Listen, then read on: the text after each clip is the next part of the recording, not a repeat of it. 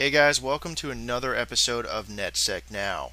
Today we're going to talk more about web app pen testing. And if you remember in our last video, which you should go back and check it out if you haven't already, we went ahead and set up DVWA, or otherwise known as Damn Vulnerable Web App.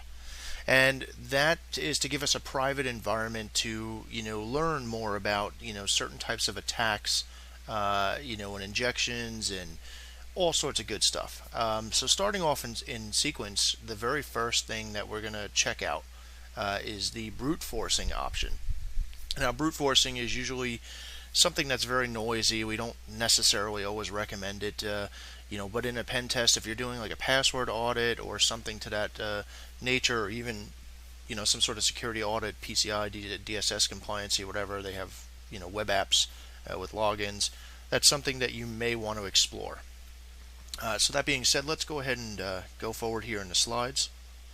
So our lesson plan on brute forcing. Basically what we're going to do is set up Burpsuite as a web proxy. We're going to be using Hydra to crack usernames and passwords. We're going to be talking a little bit about HTTP methods, specifically get and post, and we're going to get into how that all works. And then also we're going to talk a little bit about form data and parsing needed information from the data.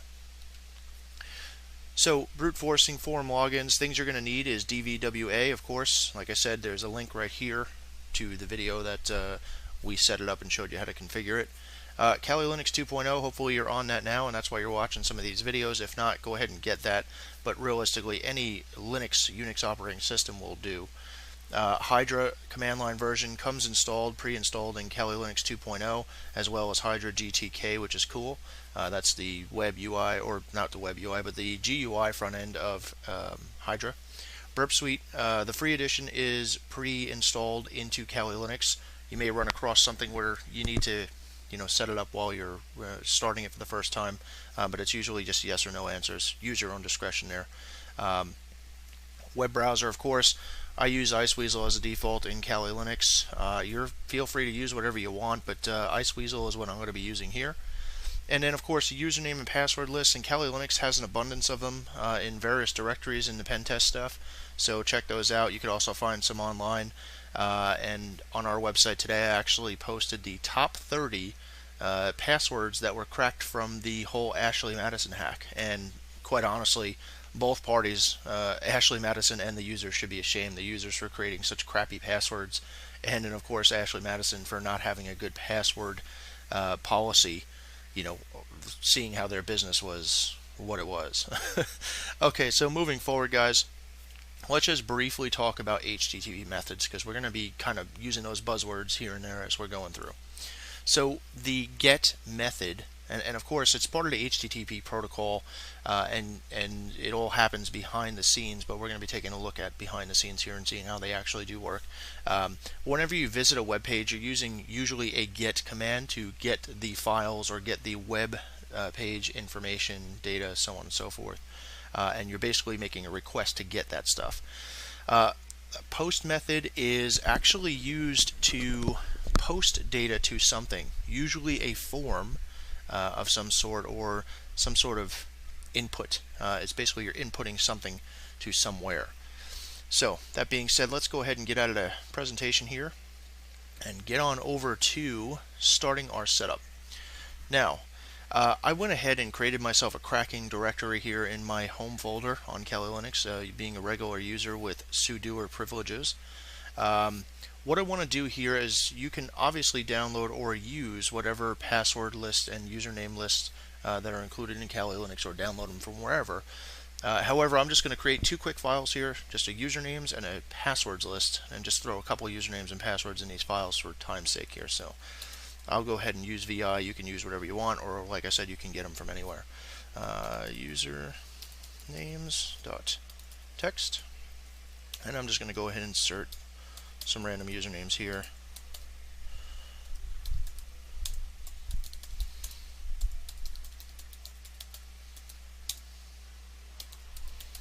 Okay. Oops. There we go.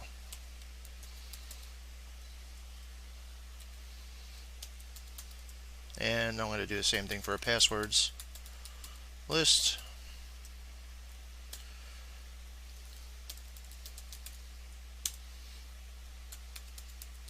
some of these passwords, surprisingly enough, were used by Ashley Madison. So go out and check out our website, learnthatsec.blogspot.com, and check out the latest posting, and you'll see it. Let's see.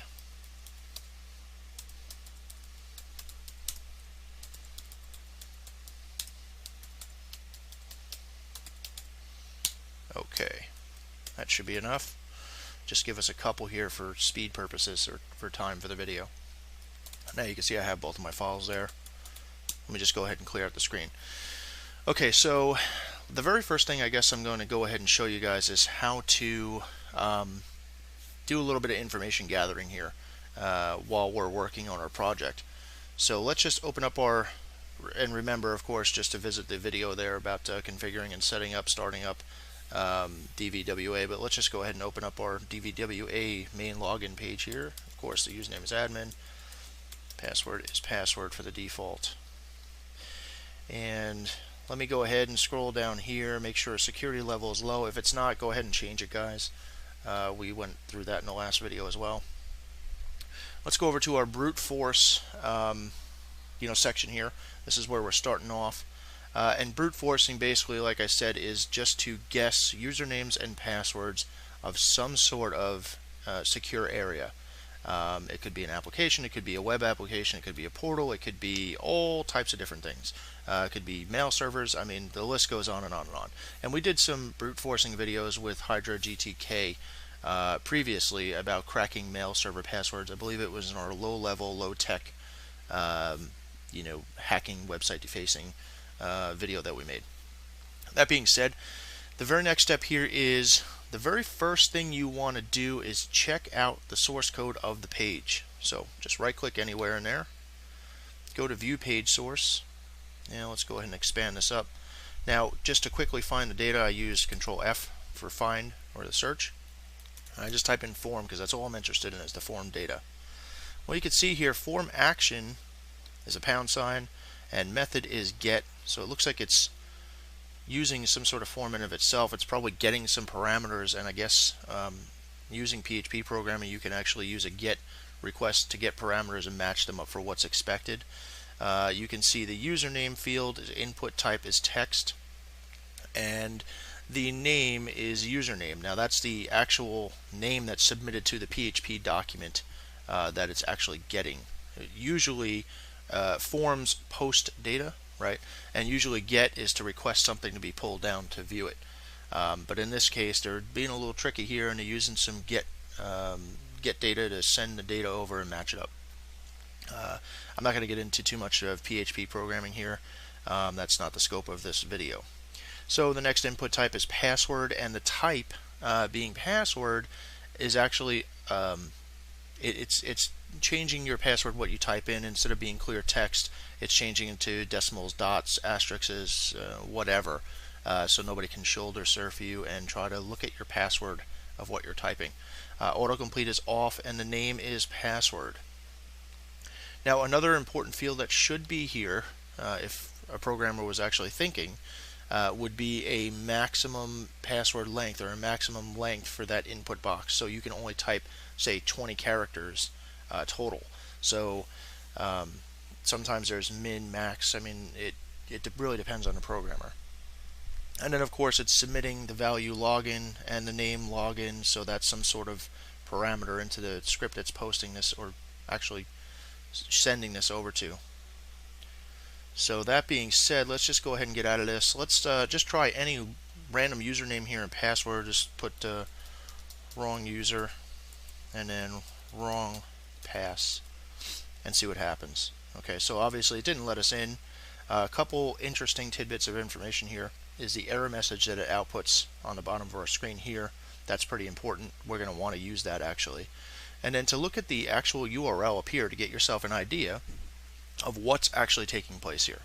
So of course it's sending over the username equals wrong user and password equals wrong pass, which is what we just typed in, and it's saying login equals login. So do the login is basically the what's happening here.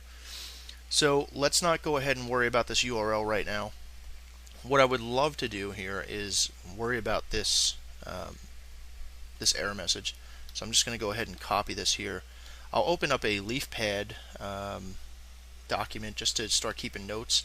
Always a good idea, guys. If you watch some of our other videos, I'm all about keeping notes, accurate notes as you're going through your pen test. It may or may not help you for your final report, but it just helps you to keep your mind moving forward and lessen the amount of stuff you have to remember on the fly. So I just want to go ahead and type in error message here. Okay, that's our error message. And then go down a couple of lines here, go back up to our website. Now is where I'll copy the actual link, and I'll just put URL. Alright, so now we got some little bit of information here, and let's go ahead and go forward with actually creating the setup. Now, what Burpsuite is, among many other things, is a web proxy, or a proxy for us. Now, when you think about a web proxy, think about a man-in-the-middle attack. And for those of you that may or may not be familiar with what a man-in-the-middle attack is, let me give you a quick refresher. A man-in-the-middle attack is basically you as the attacker sitting in between two people communicating. Let's say user A is trying to send a message over to user B to say, hey, how's your day going? User A sends it out thinking he's sending it to user B in the packet, the headers, and all that stuff, which we'll get to in some advanced videos. But user A is sending that message intended for user B to user B. You're sitting in the middle. It now comes to you first. You look at it, take a copy of it, what have you, and forward it on over to user B. User B sees user A's message and responds back with, hey, my day's great, how's yours, or whatever, and goes and sends it back to user A. But instead, it now comes back to me first. I look at it, take a copy of it, what have you, and I forward it on over to user A. User A and user B never know that I'm there, so it's basically eavesdropping. That being said, that's how we're going to use Burpsuite today. Let me just go back and get ourselves set up here to the main site. Now I want to go ahead and go into our menu, applications menu, and web application analysis and Burpsuite. Now, again, like I said in the beginning of the video, I don't remember, but I think when you fire this up for the first time, it may ask if you want to submit data or something. And like I said, guys, just use your best discretion, of course. But this is the free edition. They do have a professional edition, which does cost, I think it's like $299 for the year, but it does give you some added functionality. It gives you some vulnerability analysis and things like that. You might get this error message here for new versions available. I'm not worried about it. I'll wait for it to come out in the repos, but you certainly could go to their website and pull down the latest version. So that being said, what we want to do here is go up to the proxy tab here on the very top. You notice that intercept is already set to on, which is good. Then we're going to go over to options, and this usually should be filled out for you. If not, you can always add or edit it. Just go ahead and click it, click edit, and you can change the binding port here to whatever you want, 9999, 1234, whatever you want, but I'm going to go ahead and leave it to 8080, and I'm going to bind to the address loopback only, and I'm just going to go ahead and cancel out of this. And of course, all the other options that are down here, you certainly feel free to scroll down and check some of them out. Intercept client requests, I just go ahead and leave that the way it is. Most of the defaults are pretty good for what we're going to be doing here in this demo. So now I go back to our intercept tab. Intercept is on. But now you're saying to yourself, well, how are we going to intercept the data? I mean, it doesn't make sense. Well, here's the key. So you have to go into your browser. Again, I'm using the latest and greatest of Iceweasel here. Go to File, Edit and Preferences, and you can see it opens up another tab here. You want to go under your Advanced on your menu option here on the left, and go to the Network tab, and then Connection here, and go ahead and click on Settings. You're going to want to go ahead down to Manual Proxy Configuration. You can see I've already had mine filled out here, but just type in the address of your local loopback, which is 127.0.0.1, and go ahead and put the port to whatever you set the port to in Burpsuite. So now that that's good, we just click OK, and we can go ahead and close out this tab. So now we really have a man-in-the-middle attack, an eavesdropping attack, i.e. proxy, in between the requests that we send out to the web and what the web actually sends back to us. Now we're in full control of this. We have to choose to either forward it, inspect it, drop it. There's a whole bunch of different things you can do, but Let's get set up and get started. So we need some information. I want to look at the post or the get request, and I want to actually see what's going on in there. So again, what we could try to do here is, now we got Burpsuite going and we're on the Intercept tab. Intercept is on. There is no raw data in here at all. Let's go ahead and just type in the dummy username and password again. Wrong user, and then wrong pass, and hit login. Now this time you'll see what the actual request looks like. So again, we're using get. Let me just move this over so it's, there we go. We're using a get request. Oops, sorry about that. Using a get request, and we are requesting DVWA vulnerabilities brute, and then username equals wrong user, and password equals wrong pass, and login equals login. Well, that's what we saw in the URL, but sometimes the URL doesn't actually show the parameters, right? Sometimes the programmer had half of a brain and won't disclose those details. So that being said, this is where this comes in to play as to being important. There's some critical information in here that we need to go ahead and copy. So the very first thing I would do here is copy the actual request method. So just go copy this, go back into our notepad, and go ahead and post that in there. Go back to Burpsuite. Stepping down, you can see it just is using the protocol version of HTTP. HTTP is version 1.1. That's fine. We don't care about that really at this point. The host is localhost, so we can go ahead and Control-C that and step on down 2 lines, paste that in there. Now again, guys, it's all about building your information here. So user agent, we don't really need that, but that's what it tells the web server what versions of software we're using, Linux, what version of browser we're using, Firefox, Iceweasel, same thing, and it's Mozilla 5.0. Except text HTML applications, that's all the different file types and encodings it accepts. Language is English.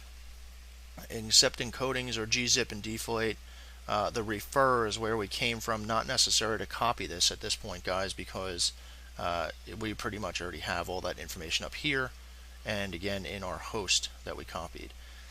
So here's where it gets intense too. You have to have this information, and it's weird, and I'll explain it to you as we get to that point. But realistically, the reason why you got to have this right here, your cookie information, is because the way DVWA is set up. Now I guess in part it's actually a good idea to go through this now, so when you come across this later in your pen testing career, you'll know why. So the reason behind this is because when you go to your default DVWA installation and you fire it up on the web browser for the first time, you're greeted with that first login screen like you saw earlier in the video. Now that being said, you have to log into there to be able to make any kind of navigation changes on the menu and so on and so forth. So where this would apply is if you're doing a pen test, say for a company, and they have like some sort of shout box or a forum software, and you think, hey, there might be a vulnerability in there. I need to get to an admin page, but you can't just find an admin login. First, they have to log in as a regular user, and this is the way it used to be on PHP bulletin board software, PHP BB, back in the day. I haven't used it now, so I don't really know for sure. But you had to log in under your regular user account, and then you could click the admin tab once you logged in, and then it would prompt you with an admin login.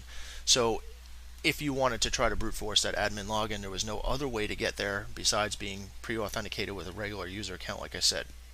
So what I did is I would log in create a regular user account. I'd log in, grab that PHP session ID, the cookie, and then I'd use that in my data, and I'd send it out to authenticate and then try to crack the admin login. And that's what we're going to try to do here. Hopefully that makes sense, because sometimes things buzz around in my head and maybe they don't really make sense to anybody else, but I think it's pretty clear and easy to understand. So let's go ahead and copy this and just go ahead and paste it in there. Okay, so we have really all of our necessary details here, and in Burpsuite, of course, you can see that nothing has changed yet, and it's still thinking up here, still loading, because we didn't hit forward. Right? We just held that request hostage, if you will. But now that we hit forward, you can see that now it went ahead and it posted our error message, which we already checked out before because we were just doing some basic checks before we tried to fire up any tools on it. and you can see that we had that error message up here. That's going to be important for in just a few minutes here when we start to use Hydra to crack the username and password. Okay, so at this point we're pretty much kind of done with Burpsuite. We can turn intercept off. We can actually go back to our DVWA, go back to our browser anyway. Just go back into preferences, advanced down here, network of course, settings. Let's just go ahead and take our proxy off because we don't really need that anymore. At this point we've got all of our information that we need. Let's close out that tab. Okay, so now is when we get into working with Hydra. And let me just go ahead and make this bigger so we can actually see what we're doing here. Alright, so Hydra is simply issued by the command Hydra, and for the help file it's tac help. And you can see we got a lot of information here. I'm going to forewarn you guys that Hydra is very, very, very sensitive, very, very picky in the way that the syntax is used, capitals and non-capitals, lowercase stuff, the position of your actual commands in series with the rest of the commands. I mean, it's ultra picky. So if you do run into, when you're practicing this on your own, if you do run into where it's giving you error messages or it's taking way too long and you're thinking like, hey, I'm doing a test here on DVWA and I only got 3 usernames and 3 passwords, why is it taking a half an hour? It shouldn't. Check your syntax first and foremost. It took me a good solid hour to try to figure out how to properly line everything up to actually get this to work to show you guys. So that being said, also when I do find that it takes me a while to figure out syntaxes and just the right way to fire something off, whether it be an exploit or commands into a program or something, I actually copy that and put it into a text file with commands, and so I can use it as a reference to go back to that next time if I forget something or get something wrong or just to save time. So I've actually done that here, and I'll show you that in just a minute. But just to go through some of the options here, and I'm not going to go through all of them, guys, because feel free to read this on your own, do a little bit of homework. First and foremost, tac capital R restores a previous aborted crashed session. So if you're in the middle of it and you're like, man, something don't seem right, you can Control C out of it and maybe make some adjustments or whatever, and you can actually just fire up Hydra with tac capital R and it'll restore the previous aborted session. So that being said, the next ones we're really going to follow up on here is these right here, and I will show you why and explain to you why in just a second. So tac lowercase l login. Login here would be the place of your username. So let's just say we're doing a password audit and our client gave us all the usernames, or we somehow did some social engineering or use like recon ng or something to find all of the usernames and enumerated them for that organization, but we're doing a weak password audit. And so we just have a password list with just your very common top 1,000 passwords or something, and then that's part of our audit. That's where this would come in to save some time. Tac lowercase l, and let's say we're after the username Mary. Okay, we would type in tac capital L Mary, and on the same token, if you were after a ton of users, let's say you had to audit the whole entire organization, okay, when there was like 50 users in there or something, and you enumerated all 50 users, you could use a tac capital L followed by the path to your usernames file that you had created. Again, we created a usernames.txt and a passwords.txt in our cracking directory, in our home directory. So that being said, there's a very big difference between tac lowercase l and tac capital L. Now moving on down the list here is tac lowercase p for password. Let's just say you wanted to audit all 50 users and you're only interested in the users that had weak passwords, like password for instance, or QWERTY123 or something. You would type in tac lowercase p and then password or QWERTY or something for one individual password. If you, however, wanted to do another password audit, you would type in tac capital P followed again by the syntax or the location of your password file. So that's two big differences there. That's something that's pretty important, and I'll show you why in just a little while. You can use colon separated files, guys. You could use a list of servers. You know, if you were auditing a company's mail servers, for instance, and they had a bunch of them for, you know, failover or whatever, you could certainly go ahead and do that. You can write the found login passwords to an output file as opposed to the std out, which is live to you on the screen. Going down the list here, there's not really much else in those options that we're concerned with, except for verbose mode. Always, if there's an option for that, I recommend. And this, in this case, is TAC capital V. And then that shows the login password for each attempt. You can just do the lowercase v just for verbose mode. Let's see here. So then the other options that we have here are supported services. Now these are actual individual modules, and I'll show you how to look those up in just a second. So supported services are asterisk, Cisco, Cisco Enable, Firebird, FTP, FTPS, and then where we're concerned is HTTP and HTTPS, the head and get requests, or the HTTP and HTTPS get and post TAC form module, which we're trying to attack a form to log in. So we need to use that. To be able to find out which module has, you know, whatever usage details, there's a separate command here. It's TAC capital U followed by the module name you're looking to use to get information specific to that module. So let's go ahead and just issue that real quick. So it's Hydra, TAC capital U, and then HTTP, TAC get, TAC post, I believe it is, or no, HTTP, TAC get, TAC form, and now it gives you a whole different set of usages for that specific module.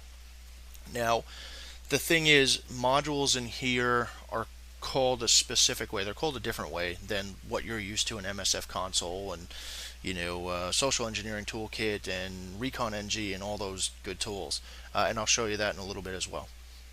So that being said, you can go ahead and feel free to read through these guys as you're using them. We will show you the syntax of the commands we're going to use in just this demo here, and then I'll go over them in detail, and they of course give you some examples like they did on the other page, and that's pretty cool because at least you have an idea of where to go here. What we might want to check out here is, I believe it's in here, you can enter in your failure messages and or success, and I think that's right up here. Third is the string that it checks for is an invalid login by default. Invalid condition login check can be preceded by F equals, which is a success condition. Or I'm sorry, successful condition login check must be preceded by the S equals. So we took our failure message, if you remember, from when we logged in with the wrong username and password when we were doing our initial recon on the form itself. Let's go back and I'll show you how that all works. I'm just going to go ahead and clear out the screen here. Now again, guys, like I said, it took me a while to get the syntax exactly perfect since this system is so picky about it. So I copied it and pasted it into my commands file here just to save some time. I'm going to go ahead and paste this. Now I know you guys that have been following me from the beginning, you know that I hate copying, pasting codes and commands and things like that. I like to type everything out manually. It's just me, that's how I am. But in this case, it's going to save a tremendous amount of time besides screwing around with syntaxes and whatnot. So just to go ahead from the very top here, once I get my cursor all the way to the top, we will step through it left to right, and we will explain each and every section. So getting back up here, of course we call it by Hydra, and then we're going to follow it by our host, which if you remember, we went to here and our host was localhost, but I mean realistically we know that that's 127.0.0.1. I just use the IP address because it's a little bit easier. Followed by TAC capital V, because I want to show all of the failed attempts and make sure I'm not missing anything. And then of course TAC capital L, and then the route or the path to where my username's file was that we just created in the beginning of the video. then followed by tac capital P, which then shows you the same directory to where the actual passwords file is. And then here comes our module. So like I was saying about MSF console, set the social engineering toolkit, recon ng, and all of the other goodies, that have modules or availability to call in modules and give them syntaxes. This one's different. Instead of like a load module XYZ in, for instance, MSF console, this one here, you just put in the actual module. And like I said, it's very important to have this in a certain way or a certain order so as not to get screwed up. So we're using the HTTP tac get tac form module, which is what we saw in our data from Burpsuite. Is it's actually using a get request to put the parameters in. And so going back over here, working our way down, now we had to put in the actual path on the website, in this case, to where our form lives. And of course, just going back up to our notepad here, guys, to be a little bit redundant, it came right after the get request, and that's actually where our form lives, is right here in brute. So / DVWA / vulnerabilities / brute. So then going back up there, now here's the weird thing, is every time you want to use a parameter here with a variable, you have to put in a colon. Very super important. So username, as we saw in our request, username equals, and we put wrong user. Going back here, username equals now, and I don't know what you call these symbols, guys. I call them up arrows. I mean, you can call them upticks. I don't really care. But user in all capitals is specifying to say, hey, if we issued the tac capital L command, let's go ahead and use those usernames in this text file, or in the usernames file for this matter, in order top to bottom in sequence. And then stepping forward, our next parameter is obviously the password, as we saw again in here. Our next parameter here is password. That's passed on to the login script. And the same idea here, the uptick arrows, capitals, all capitals, pass, says, hey, if we're using the tac capital P, go ahead and go ahead and use the passwords from top to bottom in here, stored in this directory in the passwords.txt file. Moving on, let me just scroll down a little bit here to get the rest of this stuff into focus. So moving on, and then it says go to end login equals login. So that's what it's telling us, do the login. And then of course, now here's where our error message comes in. Now we need this for error checking, right? Otherwise it would just go into an infinity loop, because we don't know whether or not we got a good login or a bad login. I mean, it's not actually going to tell you like, yeah, okay, server message 200, okay, you're in. So we need to tell them, okay, colon F for the failure message equals, and we saw that in the module help file that we just looked at before, equals incorrect. Now if you remember, our error message was the whole thing was username and or password incorrect with a period. Well, we snipped all that because we just don't feel like writing things out forever, so I just used incorrect, because and in my testing obviously a successful connection is not going to say incorrect, right? A successful login it won't say the incorrect successful login, so it wouldn't make sense. So that being said, we use the error message because we want to know when it's actually guessing wrong. Now here's where the cookie comes in. So again, another colon, and the cookie with the PHP session ID. Now again, guys, this is very important in this way, because we're using our regular system or a regular account to step up and try to get admin status in this special admin portal or whatever. Okay, so if this was just a web-based form hanging out there that was like admin login.php, of course we wouldn't really need a cookie with the PHP session ID. So now I obviously had this copied and pasted, so I'm just going to go ahead and erase this, just the numbers here. Then I'm going to go into my notes document. I'm going to go ahead and copy just the ID number, and Control C, and then just paste it in here. and then security equals low. Now, for whatever reason, this is why I said it's very, very picky.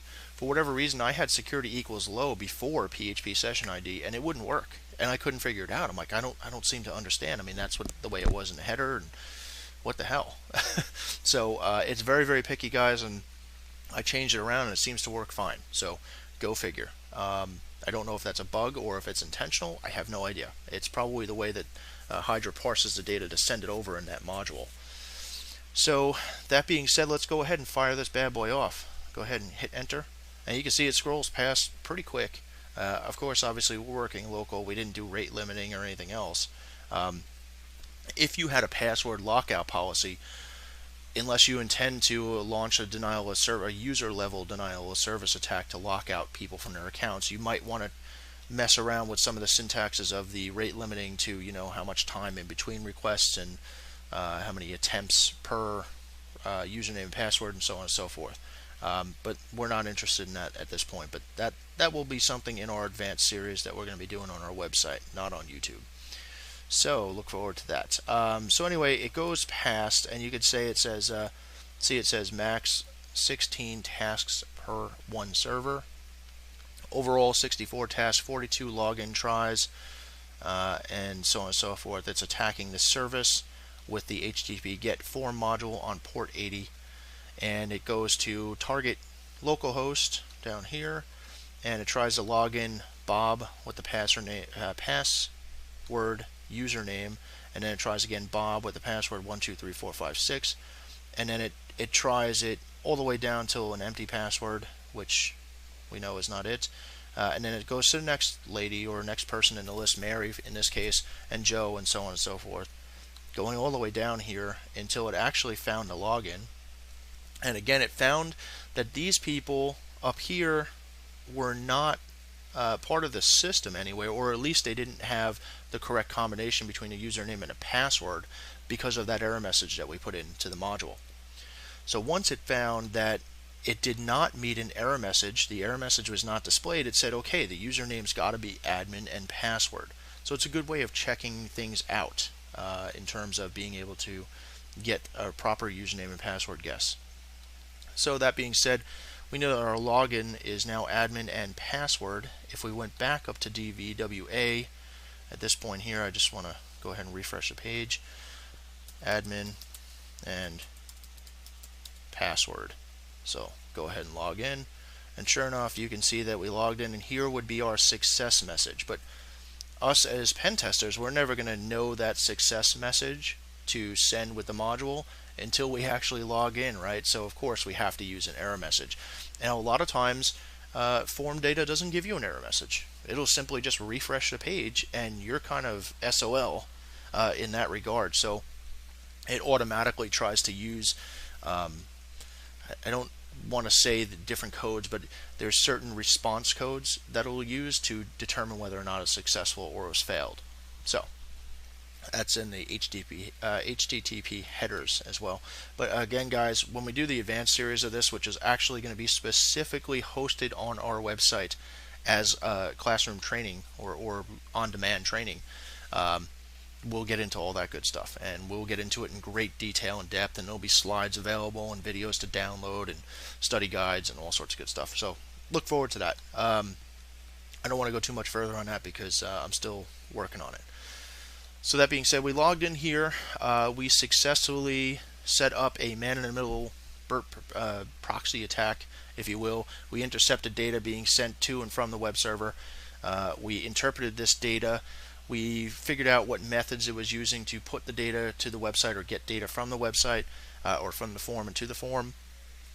We used that data, and we crafted a very stealthy attack via the Hydra, brute forcing attack. We've created usernames, passwords, files, which obviously you guys can do on your own there. And we successfully broke into a login. Now, again, guys, this wasn't that hard because we kind of know all this stuff already. But it's good to test this in your own environment because, like I said, you can do a user-level denial of service attack on accident if there was a strict password lockout policy, right? So automated controls, it will really screw up your client. So that's something that has to be in your contract as well. Just know that. So that's pretty much it, guys. It wraps it up for this. In other news, I really do appreciate again all the support. The likes, the subscribes, the shares, the people following me on Twitter. I really, really appreciate that. You guys are doing an awesome job. So if you don't mind, like, subscribe, and share this video here. Check out the description for all the links to certain things, especially our website and the Twitter. I'm not really big on the Google Plus things, guys. So if you got things you want to check me out on, just always default to Twitter or our blog, which is learnnetsec.blogspot.com for the time being. So that's it, guys. Thanks for watching, and I will see you in the next one. Take care.